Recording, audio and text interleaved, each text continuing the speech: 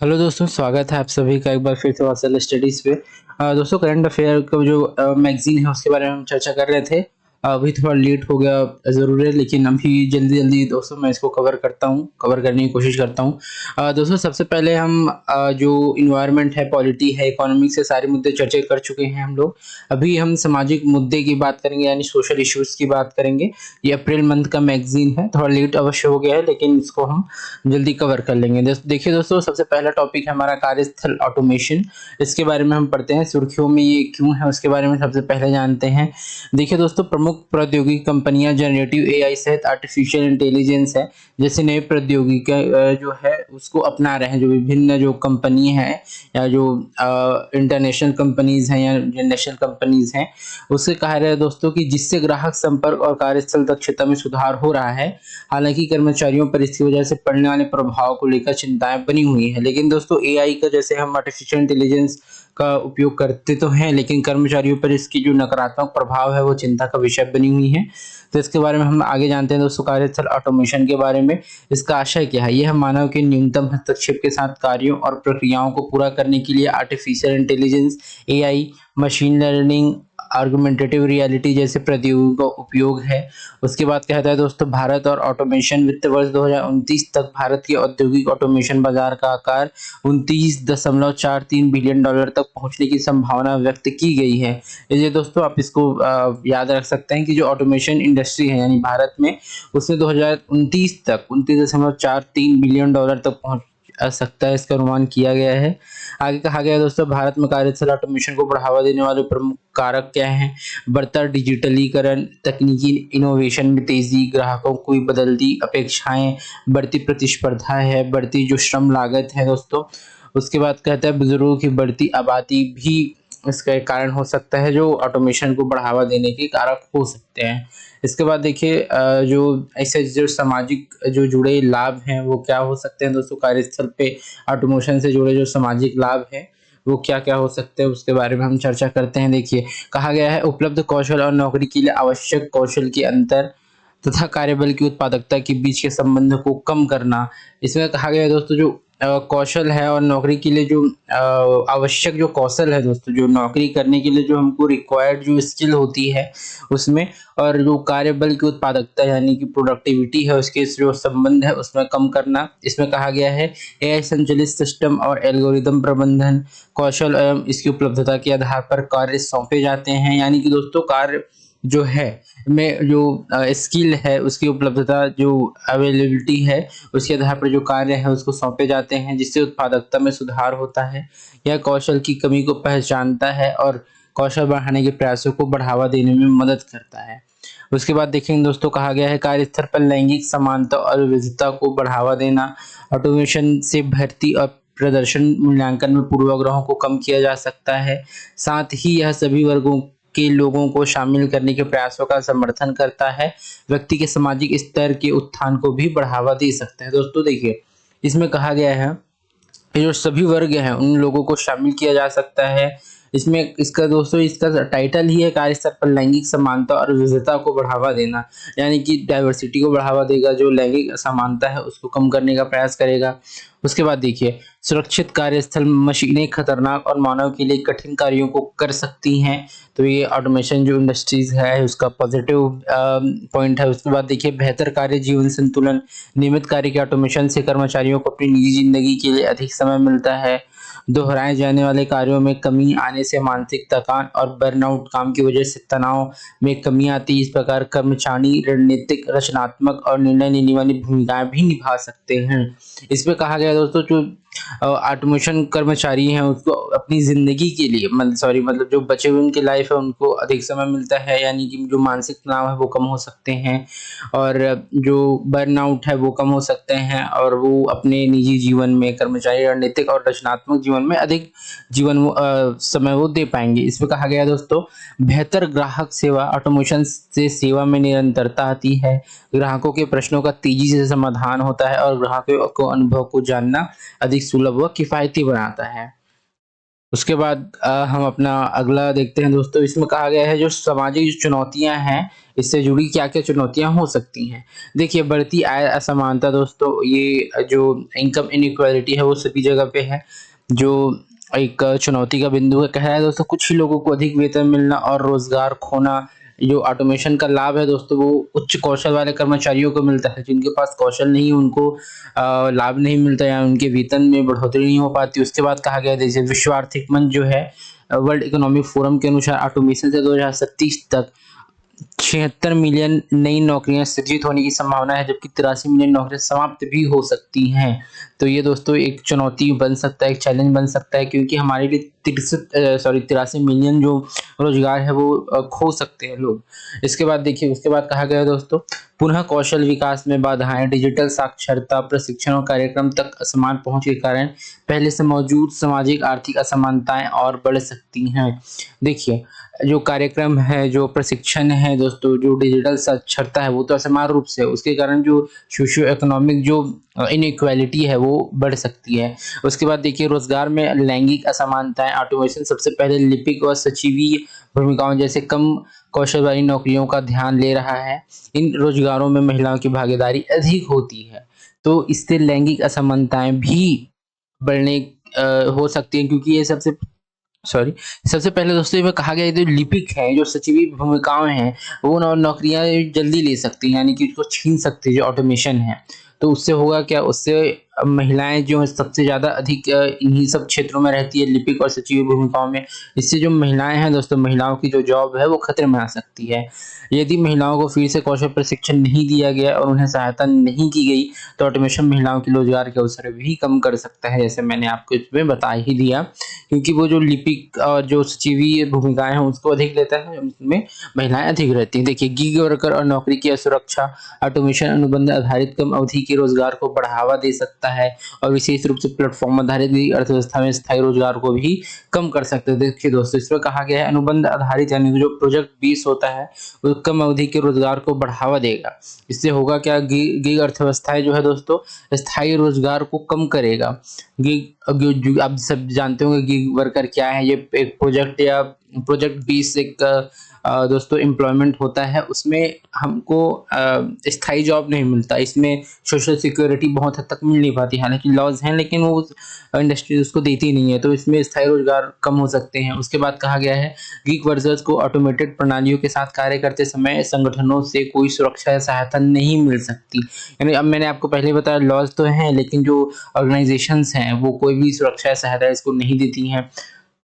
इसके बाद देखिए दोस्तों इसमें का बात कहा गया है मानसिक स्वास्थ्य एवं सेहत पर असर, श्रमिकों को पर निरंतर नजर रखने और एल्गोरिदम नियंत्रण जैसे कि स्टॉक ट्रैकिंग रियल टाइम निगरानी से श्रमिकों में तनाव बढ़ सकता है और उसकी स्वायत्तता भी कम की जा सकती है। इसके बाद कहा गया इससे डिजिटल डिवाइसेस से लगातार जुड़े रहने के कारण थकान और बर्नआउट जैसी चीजें हैं, उससे जो मानसिक समस्याएं हैं, जो शारीरिक समस्याएं हैं वो आगे बढ़ सकती हैं। इसमें कहा गया है लगातार ऑनलाइन जुड़े रहने का दबाव कार्य और व्यक्तिगत जीवन की विसंतुलन और समग्र मानसिक स्वास्थ्य पर भी नकारात्मक प्रभाव पड़ सकता है। मैंने आपको पहले बता ही दिया इसके बारे में। इसके बाद देखते हैं दोस्तों मानवीय निगरानी और निर्णय लेने की क्षमता में भी गिरावट आ सकती है जो ऑटोमेशन है उससे। इसके कहा गया है कि ऑटोमेटेड प्रणालियों पर अत्यधिक निर्भरता कार्य में तनाव के हस्तक्षेप को कम कर सकती है। इससे गलत निर्णय की आशंका बढ़ेगी। देखिए गलत निर्णय जो रॉन्ग डिसीजंस होते हैं वो बढ़ सकता है या सिस्टम के खराब होने पर सुरक्षा चूक की स्थिति भी पैदा हो सकती है। इसके बाद कहा गया दोस्तों ऑटोमेशन धीरे धीरे स्वास्थ्य देखभाल सेवा जैसे महत्वपूर्ण क्षेत्रों में भी निर्णय लेने इंसान की जगह ले सकता है। जो दोस्तों जो हेल्थ सेक्टर है, जो हेल्थ सर्विसेज हैं, उसमें भी निर्णय लेने के इंसान की जो स्थान है वो ले सकती है।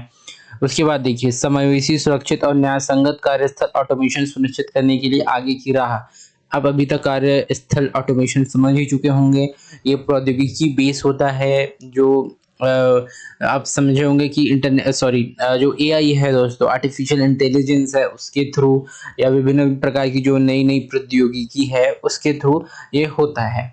तो मैंने आपको संक्षेप में और बता दिया, ऊपर में मैंने आपको बता ही दिया था। इसके बाद देखिए आगे की राह क्या हो सकती है। आगे की राह में और बताते चलता हूँ। आय समानता सुनिश्चित करना, जो दोस्तों इनकम इक्वालिटी है उसको सुनिश्चित करेंगे। इसमें कहा क्या गया है सभी के लिए सामाजिक सुरक्षा, दोस्तों सभी के लिए जो सोशल सिक्योरिटी है वो सभी के लिए हो। ऑटोमेशन के कारण रोजगार छूटने को श्रमिक कानूनों के तहत शामिल किया जाना चाहिए, यानी कि जो रोजगार छूटते हैं उसको जो दोस्तों हमारे जो श्रम कानून है उसके तहत शामिल किया जाए। अवमूल्यन की वजह से सबसे अधिक खतरा झेल रहे अनौपचारिक गिग एवं अनुबंध क्षेत्र के श्रमिकों को सामाजिक सुरक्षा कवरेज प्रदान की जानी चाहिए। जो सामाजिक सोशल सिक्योरिटी है, जैसे दोस्तों जैसे आप देखिए पेंशन हो गए, जो डियरनेस अलाउंसेस हो गए, विभिन्न प्रकार के और अलाउंसेस होते हैं उसमें कहा गया है। इसके बाद और बात की गई है दोस्तों जो सामाजिक सुरक्षा संहिता 2020 है, इसका बारे में बताया गया है। इसका उद्देश्य संगठित और असंगठित दोनों क्षेत्रों के सभी श्रमिकों को सामाजिक सुरक्षा का लाभ प्रदान करना है। जो सोशल सिक्योरिटी है उसका लाभ प्रदान करना है, जो सामाजिक सुरक्षा संहिता 2020 है। और औद्योगिक संबंध संहिता 2020 भी है। इसमें कहा गया है दोस्तों श्रमिक को पुनः कौशल निधि का प्रावधान किया गया है, यानी कि उसको कौशल जो है दोस्तों उसको पुनः कौशल कृत किया जाएगा। इस निधि में छंटनी किए गए श्रमिकों को फिर से नए कौशल प्रदान करने के लिए नियोक्ताओं की ओर से श्रमिक के अंतिम 15 दिनों के वेतन के बराबर की राशि जमा की जाती है, यानी कि जो श्रमिक के अंतिम 15 दिनों की राशि है वो जमा की जाती है नियोक्ताओं की ओर से। इसके बाद देखिए, इसके बाद कहा गया है कि न्याय संगत ऑटोमेशन को बढ़ावा देना, समावेशी नीतियों और लक्षित कौशल सुधार के माध्यम से ऑटोमेशन की वजह से पुरुष और महिलाओं में बढ़ते भेदभाव को भी समाप्त किया जा सकता है। यही दोस्तों आय समानता को सुनिश्चित करने का एक लक्ष्य हो सकता है। तभी हम दोस्तों ये जो समावेशी और सुरक्षित जो कार्यस्थल ऑटोमेशन है उसको हम इम्प्लीमेंट कर पाएंगे। इसके बाद देखिए हमारा दूसरा बिंदु कह रहा है दोस्तों सुरक्षित एवं स्वस्थ कार्य स्थल सुनिश्चित करने के लिए कानूनों और नीतियों में प्रावधान करना। इसमें कह रहा है व्यावसायिक सुरक्षा और स्वास्थ्य कानूनों को अपडेट करना, कार्यस्थल से जुड़े सुरक्षा कानूनों के तहत गिग श्रमिकर, टेली वर्कर्स और प्लेटफॉर्म श्रमिकों को शामिल किया जा सकता है।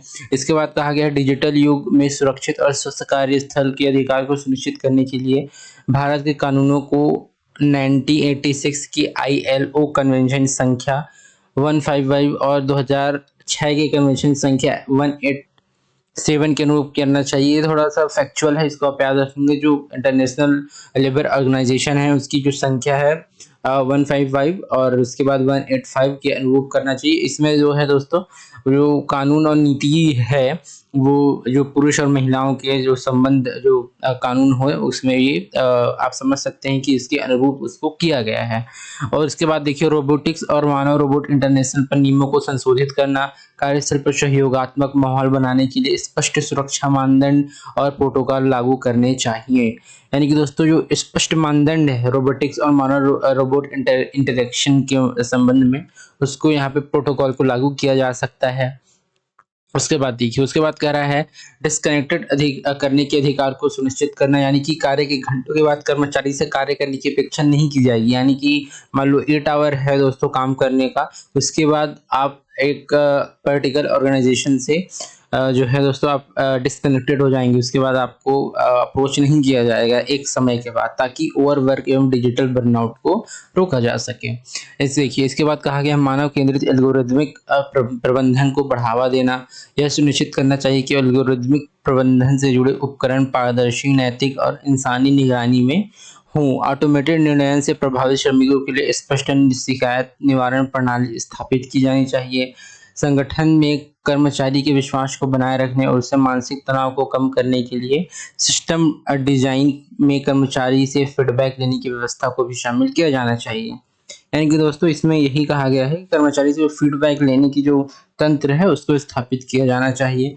इसके बाद देखिए, इसके बाद कहा गया है जागरूकता को प्राथमिकता देनी चाहिए। जो अवेयरनेस है दोस्तों उसको प्राइमरी उसको देना चाहिए। डिजिटल अधिकारों, मानसिक स्वास्थ्य और नए खतरों के बारे में जागरूकता अभियान चलाना चाहिए।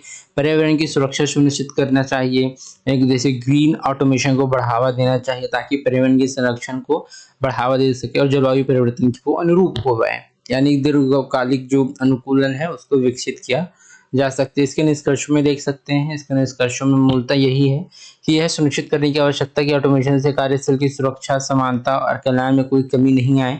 इसके लिए सहयोगात्मक, श्रम केंद्रित और दूरदर्शी सोच आवश्यक है। यह प्रौद्योगिकी नीति भागीदारी के बीच सही संतुलन स्थापित किया जाए तो ऑटोमेशन की अधिक सतत, समावेशी और कर्मचारी अनुकूलन जो कार्यस्थल है उसको वो मार्ग प्रशस्त हो सकता है। तो दोस्तों ये आर्टिकल खत्म होता है, हम आगे अपने न्यूज़ एंड सॉल्ट्स यानी कि जो संतक सुर्खियाँ हैं, छोटी-छोटी सुर्खियाँ उस पे हम नज़र डालते हैं। छोटी-सी सुर्खियाँ होती हैं ये। देखिए मॉस्पी देखते हैं दोस्तों, ministry of statistical and programme implementation ने कुछ रिपोर्ट निकाला था, उसके बारे में है। भारत में महिला और पुरुष 2024 चयनित संकेतक एवं डेटा रिपोर्ट जारी की, यानी कि जो मॉस्पी है उसने। इसने देखिए दोस्तों, यह रिपोर्ट जनसंख्या, शिक्षा, स्वास्थ्य, आर्थिक भागीदारी और निर्णय लेने जैसे प्रमुख क्षेत्रों में भारत में लैंगिक स्थिति का व्यापक अवलोकन प्रदान करती है। यानी कि दोस्तों जो इकोनॉमिक पार्टिसिपेशन है, जो हेल्थ है, एजुकेशन है, पॉपुलेशन है, उसकी लैंगिक जो स्थिति है, महिलाओं और पुरुषों की स्थिति, उसके बारे में मुख्यतः बताती है।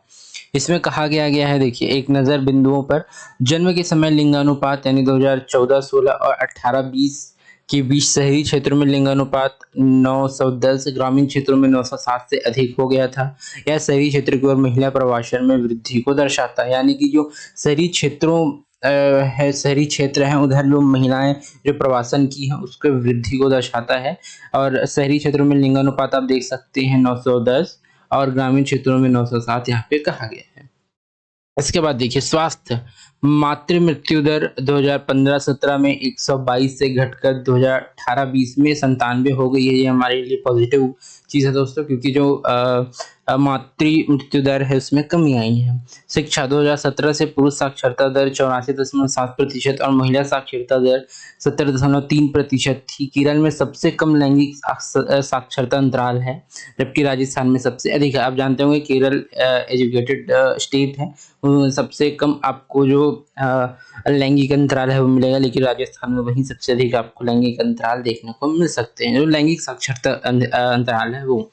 उसके बाद देखिए दोस्तों, इकोनॉमिक जो पार्टिसिपेशन है उसमें कहा गया है महिला श्रम भागीदारी दल, यानी कि जो दोस्तों होता है लेबर फोर्स पार्टिसिपेशन रेट 2017-18 की 23.3 से बढ़कर 2023-24 में 41.7% हो गई। ये दोस्तों हमारे लिए पॉजिटिव है, क्योंकि जो कार्यस्थल पर जो दोस्तों श्रम बल भागीदारी दर है वो बढ़ रही है, यानी कि 23 से 41 हो गई, हमारे पॉजिटिव खबर है। इस अब इन सभी बिंदुओं को आप मेंस में आंसर राइटिंग में आप उपयोग कर सकते हैं।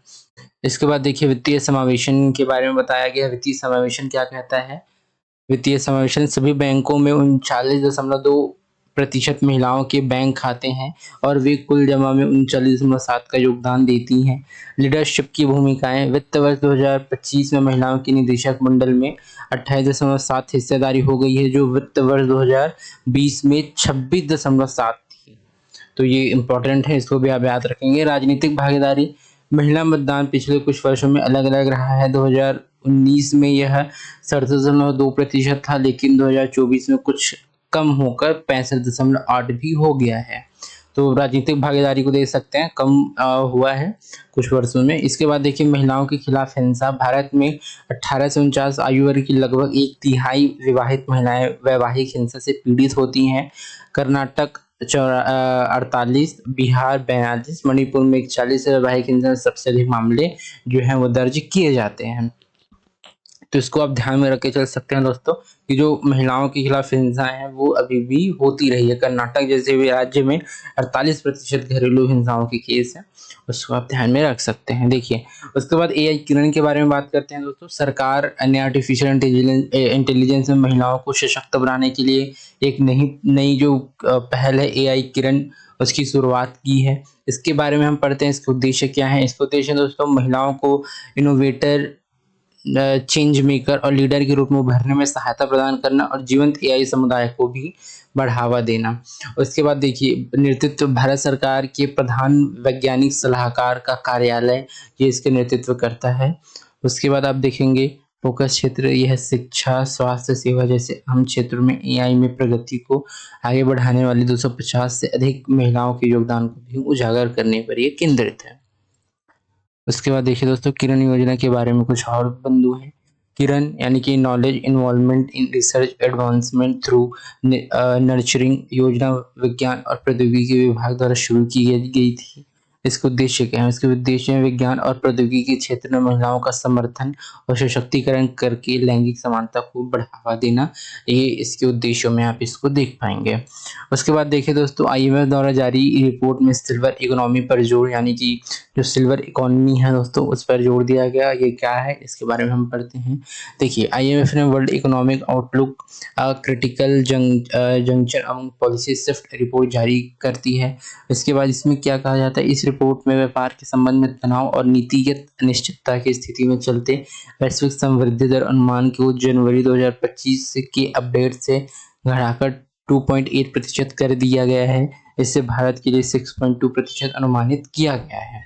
इसमें देखिए जो दोस्तों जो व्यापार के संबंध में तनाव है, नीतिगत अनिश्चितताएं हैं, वो वैश्विक समृद्धि दर को पूर्वानुमान को जो जारी की जाती है उसके अपडेट को, यानी कि 2025 के अपडेट से घटाकर 2.8 कर दिया गया है।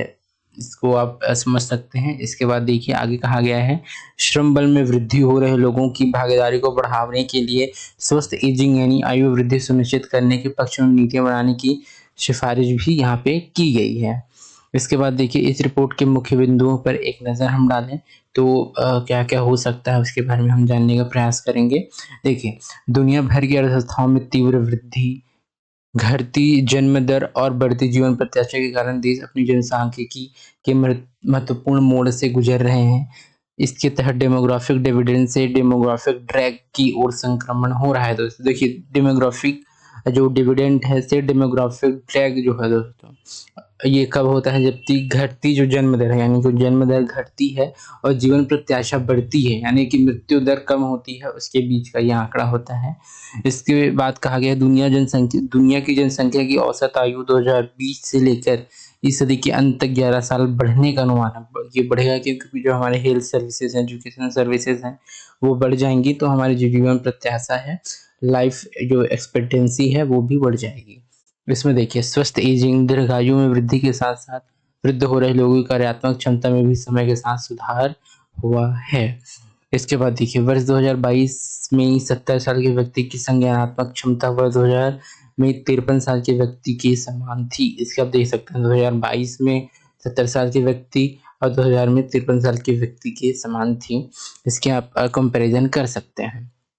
देखिए, स्वस्थ एजिंग के लाभ क्या है दोस्तों, उसके बारे में हम देखते हैं। देखिए, वैश्विक सकल घरेलू उत्पाद में वृद्धि होती है, जो जीडीपी है उसमें वृद्धि हो सकती है। देखिए, स्वस्थ एजिंग से 2025 से 50 तक वैश्विक औसत सकल घरेलू उत्पाद में 0.4% की वृद्धि का अनुमान है।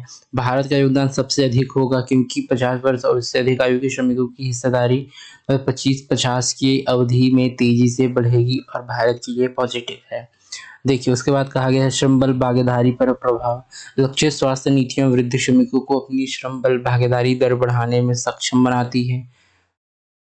उसके बाद देखेंगे स्वस्थ एजिंग सुनिश्चित करने के लिए नीति की सिफारिशें क्या है, यानी कि जो समग्र दृष्टिकोण है,